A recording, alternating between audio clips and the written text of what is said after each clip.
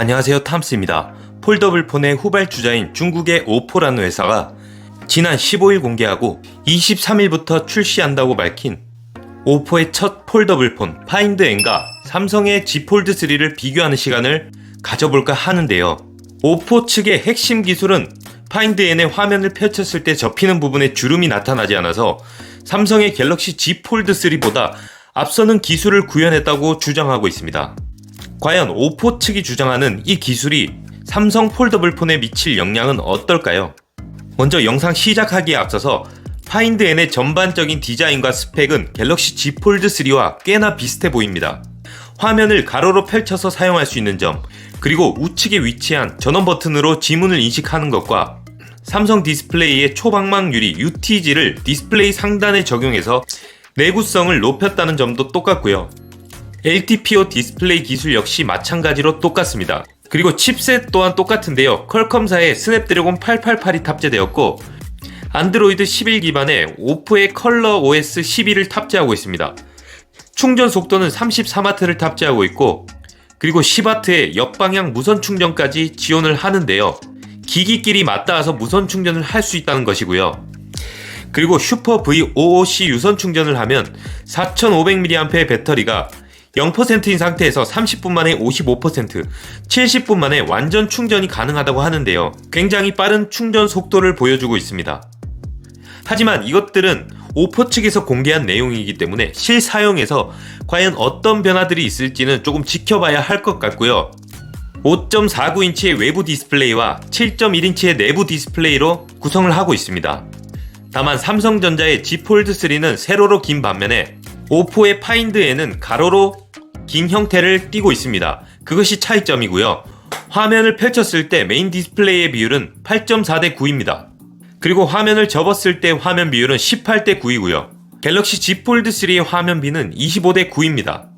그렇기 때문에 세로로 특화된 디스플레이와 가로로 특화된 디스플레이의 싸움이라고 보면 되겠습니다. 하지만 싸움이라고 볼 수 없는 것이 삼성전자는 현재 전세계 폴더블 시장의 90%를 차지하고 있습니다. 오포가 아무리 판매가 많이 되어도 삼성전자는 넘어서기 어려울 것으로 보입니다. 그리고 중국 내수용으로만 판매를 하고 있기 때문에 전 세계 시장에서 어필을 할 수 있는 기회조차 마련되지 않았고요. 그리고 현재 가장 이슈가 되고 있는 부분인데요. 화면 주름입니다. 제품을 펼쳤을 때 화면 내부의 주름이 얼마나 덜 거슬리는가가 기술력이라고 할 수가 있겠는데요. 제가 지금 보여드리는 사진은 아이스 유니버스가 오포의 폴더블 폰이 주름이 적다고 자신의 트위터에 업로드한 사진입니다.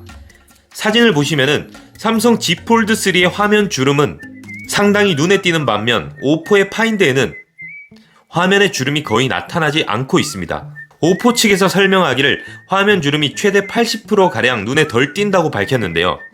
오포 측이 구현한 기술은 폴더블 폰을 접었을 때 패널이 물방울 모양으로 삼성의 Z 폴드 3보다는 조금 더 완만하게 구부러지도록 만드는 것이 오포의 힌지 특허 기술입니다. 그래서 화면을 정면에서 보면 확실히 주름이 덜 눈에 띈다는 것은 맞는 의견인 것 같습니다. 하지만 이는 완전히 맞는 말도 아닙니다. 다른 각도로 보면 파인드 N의 주름이 오히려 더 거슬리는 경향이 나타나기도 합니다. 삼성 Z 폴드 3의 주름은 세로로 일자 형태로 상당히 눈에 띄는 강한 형태를 하고 있지만 오포의 파인드 N은 정중앙을 기준으로 좌우 측면으로 굉장히 넓은 형태로 주름의 정도는 미세하게 작지만 오히려 다른 관점에서 보면 더 눈에 띄는 것처럼 보이기도 합니다. 저 개인적으로는 삼성전자의 Z 폴드 3가 오포의 파인드 N보다 오히려 주름이 덜 거슬리는 것처럼 느껴집니다. 이것은 저의 개인적인 의견이고요. 여러분들이 보실 때는 어떤가요? 영상을 볼 때도 중간에 울퉁불퉁한 페임이 심해서 인물의 얼굴이 왜곡된다는 사실도 현재 얘기가 거론되고 있고요. 그래서 이것은 사용자에 따라서 호불호가 갈릴 것으로 보입니다. 그리고 파인드 N의 카메라의 화소수는 삼성전자의 Z 폴드 3보다는 더 높습니다. 후면의 메인 카메라는 5000만 화소의 OIS를 탑재하고 있고 1600만 화소의 초광각 카메라, 1300만 화소의 망원 카메라를 탑재하고 있습니다. 거기에 2배 줌을 지원하고요. 그에 반해 Z 폴드 3는 1200만 화소의 광각 카메라와 OIS를 탑재하고 있고 1200만 화소의 초광각 카메라, 1200만 화소의 망원 카메라와 2배 줌을 지원하고 있습니다.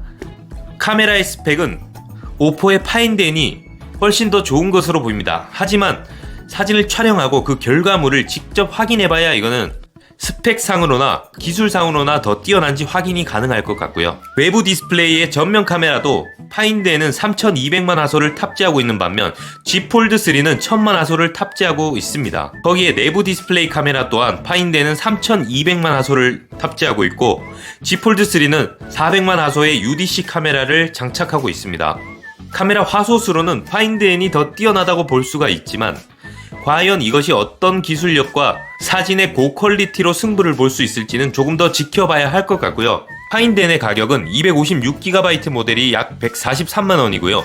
512GB 모델은 167만원으로 삼성전자의 G 폴드 3보다는 약 50만원가량이 더 저렴합니다. G 폴드 3의 출고가가 199만 8,700원인데요. 200만원이라고 가정했을 때 약 57만원가량 더 저렴합니다.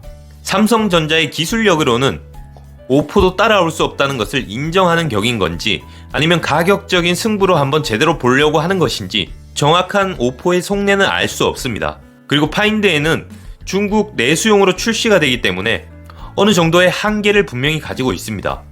다만 중국 내수용이라고 하더라도 중국의 인구는 전 세계 인구 중에 가장 많은 비중을 차지하고 있는 만큼 점유율을 어떻게 넓혀갈지는 조금 더 지켜봐야 할 것 같고요. 다만 확실한 것은 폴더블 폰의 시장 규모가 점점 더 커지고 있습니다. 2023년에 3천만 대 수준으로 늘어날 거라고 예상을 하고 있는데요.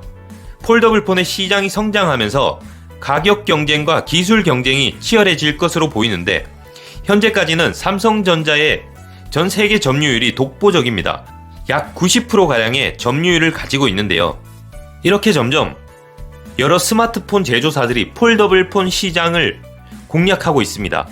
다만 저 개인적으로는 현재 G 폴드 3를 사용하면서 만족감이 정말 큽니다. 그렇기에 삼성전자도 다른 폴더블 폰 회사 그리고 세계 시장에서 조금 더 경쟁력을 가져서 훨씬 더 좋은 제품을 출시해 주었으면 하는 바람입니다. 여러분들은 오포의 파인드 N을 어떻게 보시나요? 분명 1세대인 만큼 실제로 출시되어 만져봤을 때 굉장히 많은 문제점이 나타날 것으로 저는 예상하고 있습니다. 하지만 이거는 예상일 뿐이고요. 이렇게 오늘 오포의 파인드 N과 갤럭시 G 폴드 3에 대해서 한번 알아보았는데요. 지금까지 영상을 시청해주신 여러분들께 진심으로 감사드립니다. 좋은 하루 되세요.